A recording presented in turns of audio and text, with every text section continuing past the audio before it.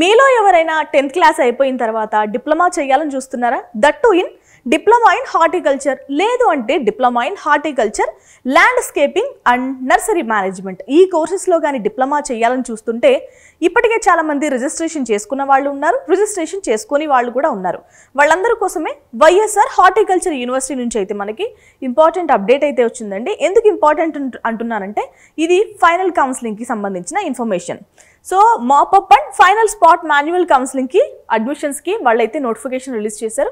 బ్రీఫ్గా నోటిఫికేషన్లో ఏముంది, ఫీజెస్ ఎలా ఉంటాయి, ఏ కాలేజెస్ ఆఫర్ చేస్తున్నాయి, గవర్నమెంట్ కాలేజెస్ ఉన్నాయా, ఉంటే వాటి ఫీజెస్ ఎలా ఉంటాయి, ఇవన్నీ కూడా మాట్లాడుకుందాం. Welcome to Edunine career guidance, Josh innovations private limited, Edunine overseas consultancy.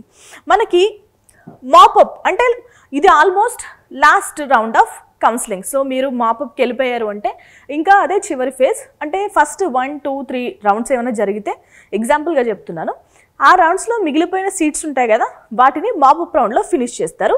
ఇక్కడ మనకి ఫైనల్ స్పాట్ మాన్యువల్ కౌన్సిలింగ్ కూడా జరుగుతుంది. సో మనం డాక్యుమెంట్ వెరిఫికేషన్ కూడా తీసుకెళ్లాల్సిన అవసరం ఉంటుంది.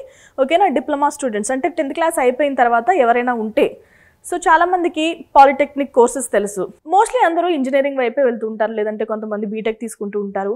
ఈ హార్టికల్చర్ వైపు వచ్చే స్టూడెంట్స్ చాలా తక్కువ మంది. వాళ్ళకి సంబంధించి మీ సర్కిల్లో ఎవరైనా ఏం చేయాలి అని ఆలోచిస్తున్నా, లేదు అంటే వీళ్ళు ఆల్రెడీ సెలెక్ట్ చేసుకున్న వాళ్ళందరికీ కూడా ఫార్వర్డ్ చేయండి.